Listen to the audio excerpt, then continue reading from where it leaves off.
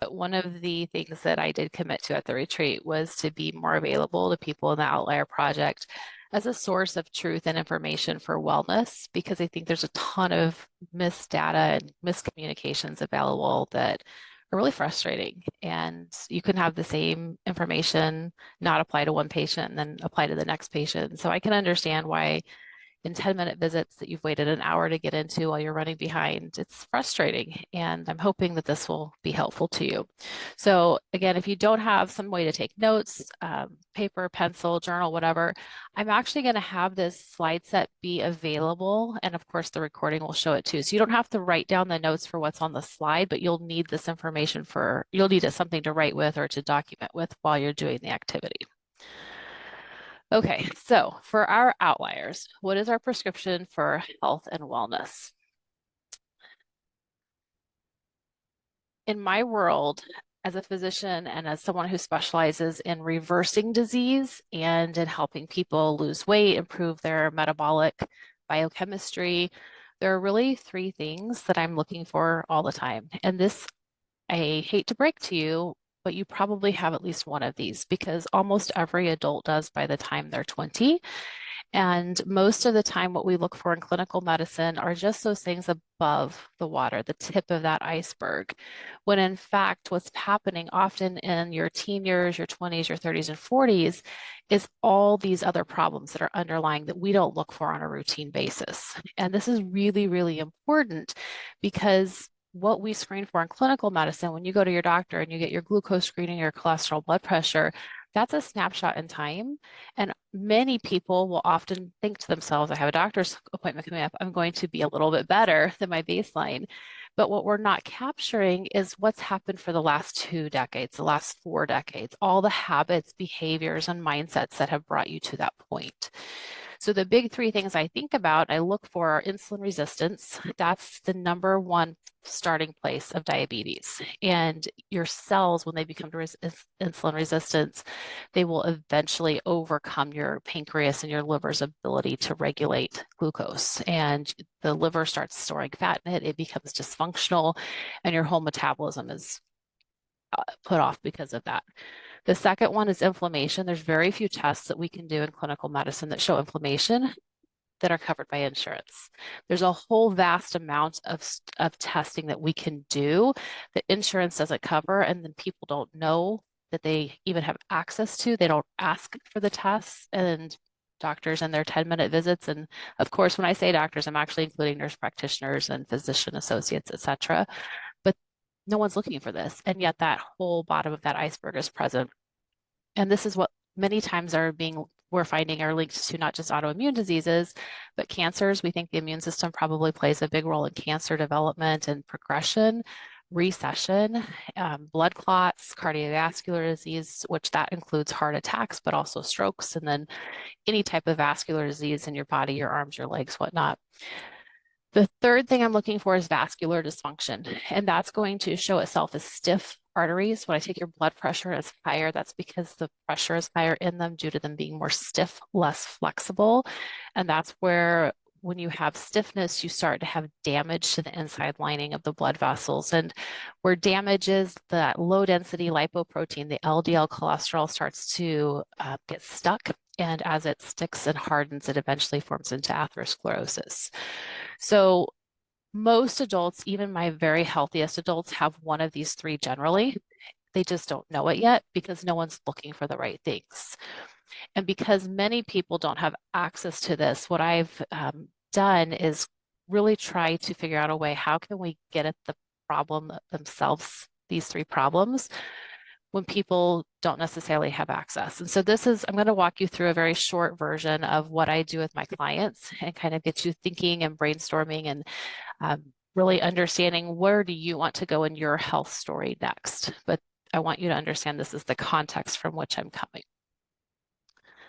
So this will be our roadmap. We're going to talk about the adventure to come and the creative approach to wellness, some calculated risk taking, and then how do we take action and create change. So I want you to stop for a moment. I want you to think about this and say, what is the most adventurous thing you've ever done or wanted to do? And go ahead and write that down. Take a moment and think about it.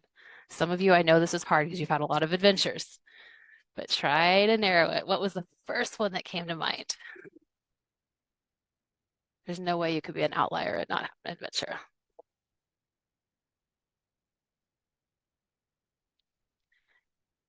And when you feel complete, just give me a thumbs up so I have an idea of where we're all at.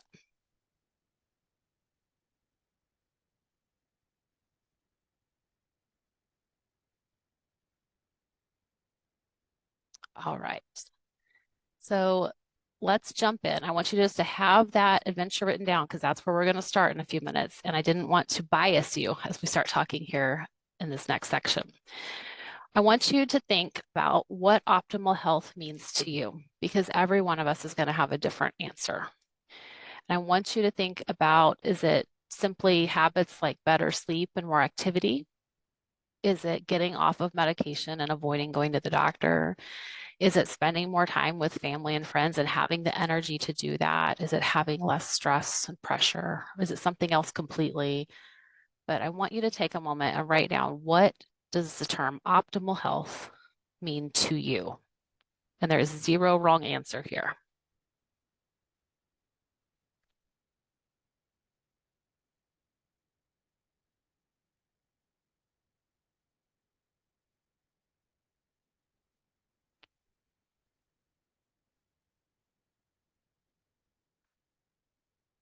And then when you're ready, just give me that thumbs up.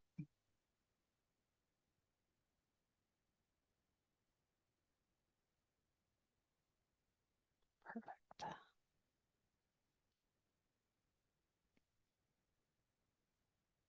All right.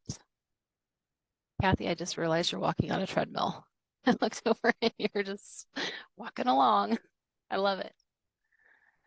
All right, now that you know what optimal health is to you, I want to walk through what most people tell me they think are the big parts of health. And that tends to be, they tend to be right, just to be clear. It tends to be things like what I'm eating, whether I'm moving, how well I sleep, what's my stress level. The more subtle ones that I don't hear quite as often are, what are the toxins that I'm either ingesting or exposing myself to? What are the that I have with people around me? Not necessarily in my family, it could just be in the community about that you're working and volunteering and engaging with. Uh, it's definitely a component of mindset and the thoughts that you have. And these, of course, turn into our habits and our behaviors over time. There are others here, but these are the primary ones I hear about, work with my clients on that tend to make the most impact. If there's a different one that's missing that you feel strongly about, raise your hand and share it with us because I know sometimes people do have that, but these are the big ones I hear about. All right. So the question I always get when I start to tell people about how do we change, how do we have a better outcome, they always come back with, well, my family is this. I can't not have a heart attack because everyone in my family has had a heart attack, or I know I'm going to die of cancer because everyone in my family has cancers. And so there's always this big mind block that folks have, and it's about genetics and biology. And the truth is, even in all of those diseases, only about 10% of your health story is because of your biology. That means 90% of it is in your control. What you choose to do, how you choose to live, what you choose to engage with around you. So we're going to go and take a trip to the future. Hope you're excited. I want to go to December 1st, 2024. Think about what you just wrote as far as what is optimal health. And I want you to think about December 1st, 2024. I'm going to guide you through some questions, but we're going to meet the new you who will be here in 1 year. Okay, you ready? First question is going to be this new you. What will you eat that's different than this year? How will your sleep be different than it is this year? What in your movement and physical activities will be different than this year?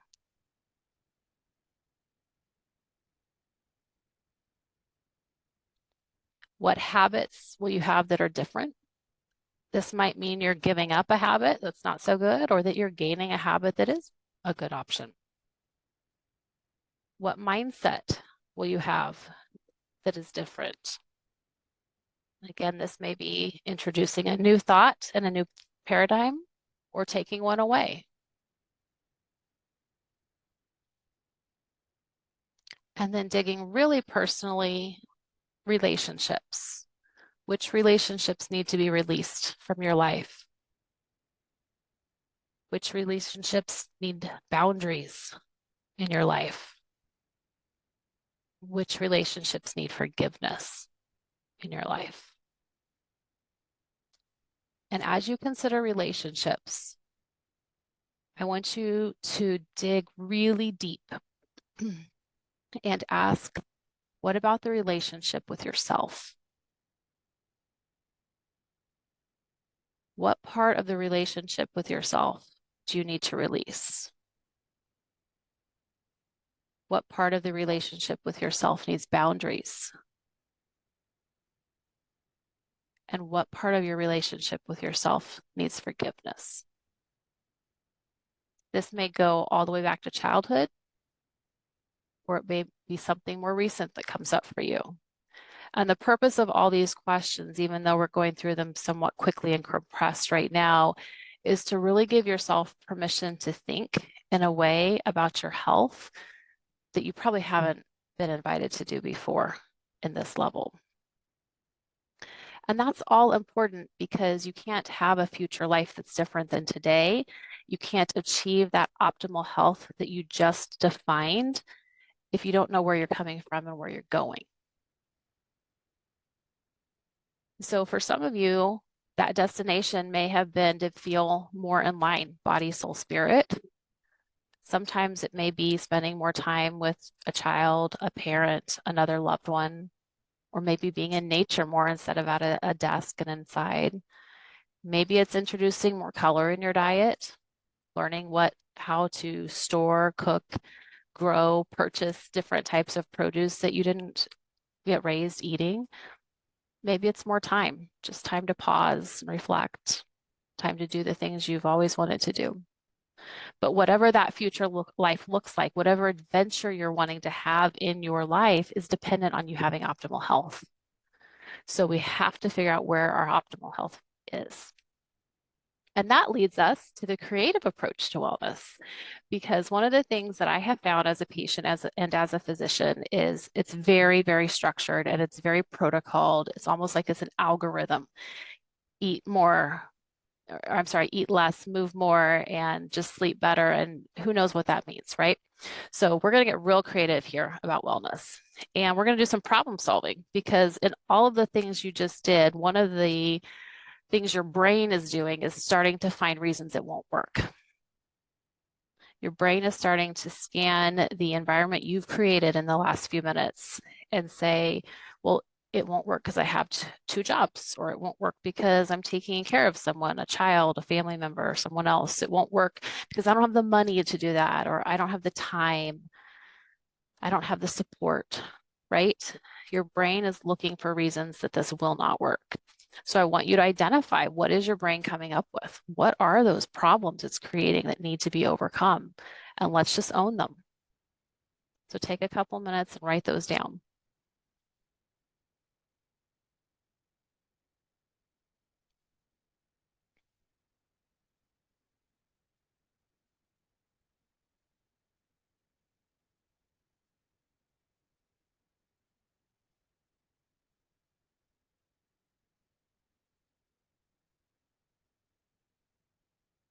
And then when you're ready, give me a thumbs up.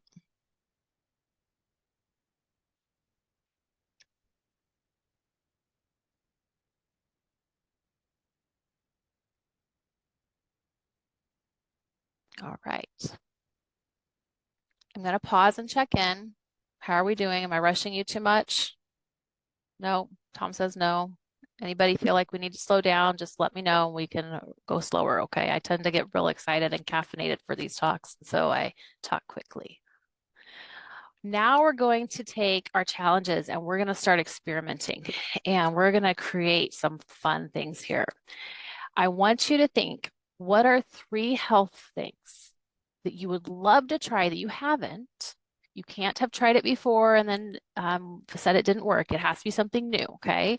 What are three health changes that you would try if you were 110% sure they would not fail? So, for example, if I was 100% convinced that intermittent fasting would work for me and it would not fail, and I wanted to try it, that would be something I might add here. If you were 100% sure that getting 8 hours of sleep instead of 7.5 hours of sleep would make you a nicer person, put that there. Maybe that just applies to me.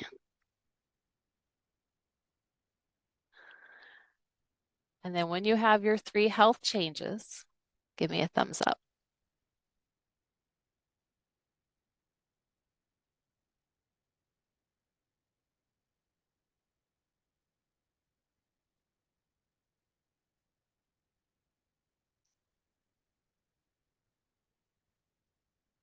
All right.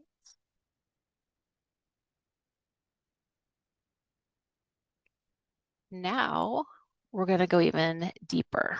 You ready? Mark's like, I don't know. Am I ready? I love those eyebrows. I don't know. All right. So what you just identified are the three subconscious things that your brain feels would work for you, but you don't know it yet. And it's what your brain knows today. So now we're going to take a trip back to the future. I want you to tap into your future wisdom and your future self. And your future self is looking back at you today and saying to yourself, Amy, you had these three changes that came up to your mind and you wrote them down. How did you know those would work? What did you do to make them happen, excuse me. So your future self is looking backward and saying, wow, I'm so impressed that you knew those three changes. How did you make it happen?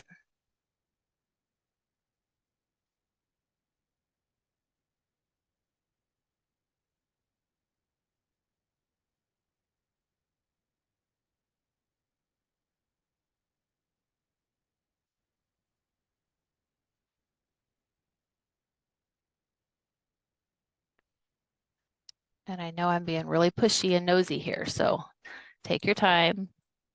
When you're ready, either look at the camera or give me a thumbs up.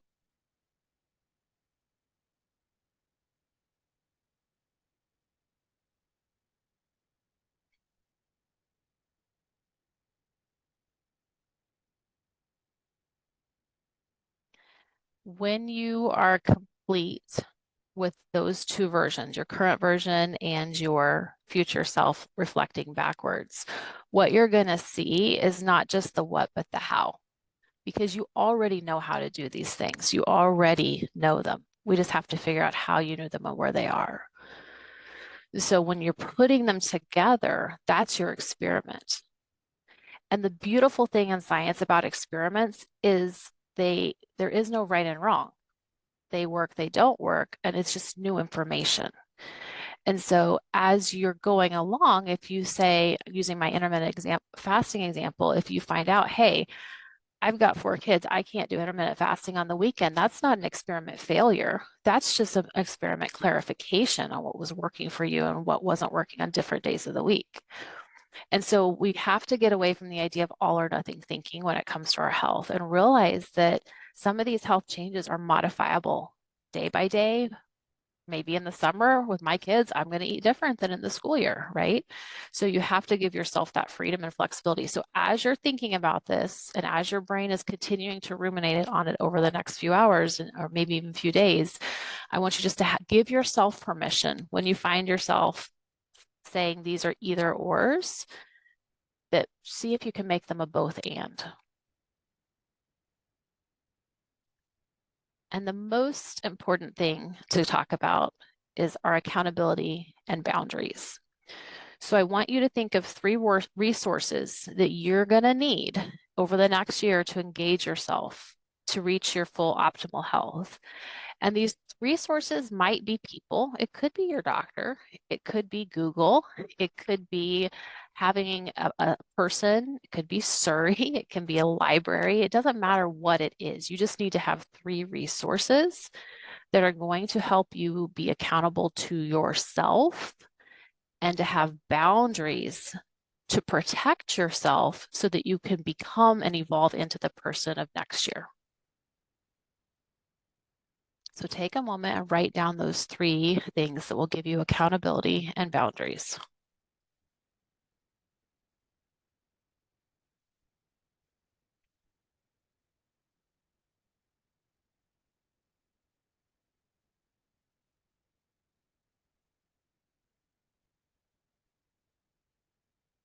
All right, I'm seeing some eyeballs and some thumbs ups. Okay, checking in again because we're doing a lot of hard work in a very compressed time. How are we feeling? We doing okay?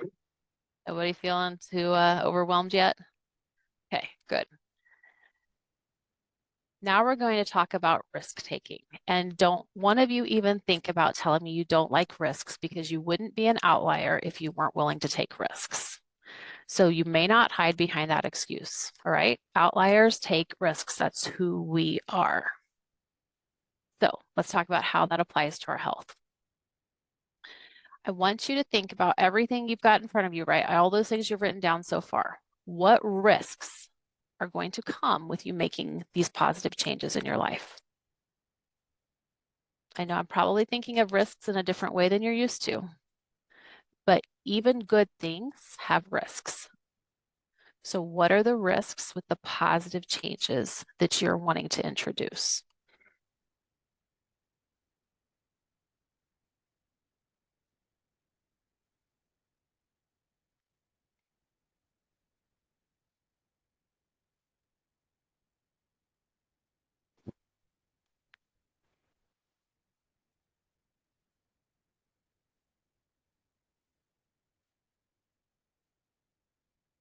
And then give me a thumbs up or look at the camera when you're ready. Okay.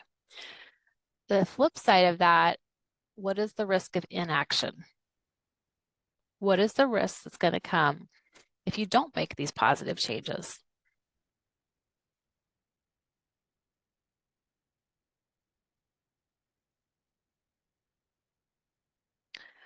Often at this point, people will tell me something to the degree of, well, I'll just be the same as I am today.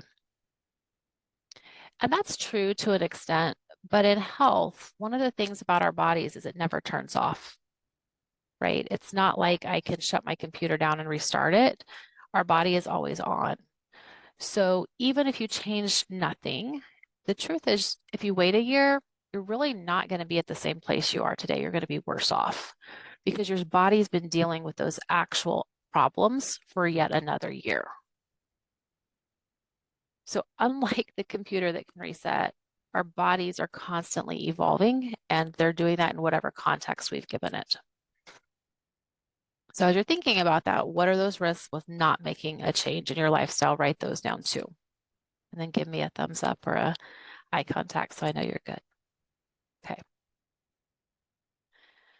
The last part we're going to talk about is taking action and create change. And this is the part that I'm going to invite everyone to have your mics undone and share your thoughts because we actually learn better in this section when we're talking about it and when we're talking with each other instead of just me talking. Okay. So everyone, before we start, raise your right hand.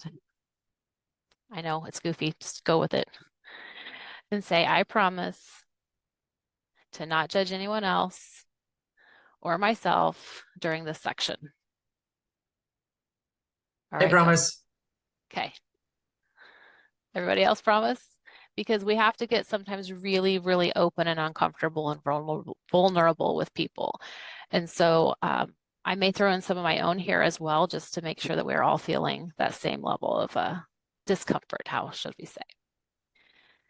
So what I want to talk about is what is your current wellness strategy? And you have one, even if it's not doing anything, you have a strategy. And it's really important to understand that, because if you don't realize you're already doing some type of strategy in your action or inaction, you won't know where to change as you go forward. So I'm curious what this picture is bringing up for you. I'd love to hear from everyone. We have plenty of time. So if everyone would jump in. On the picture itself, the fuel in the tank? Exactly. What does that bring up for you when you see this?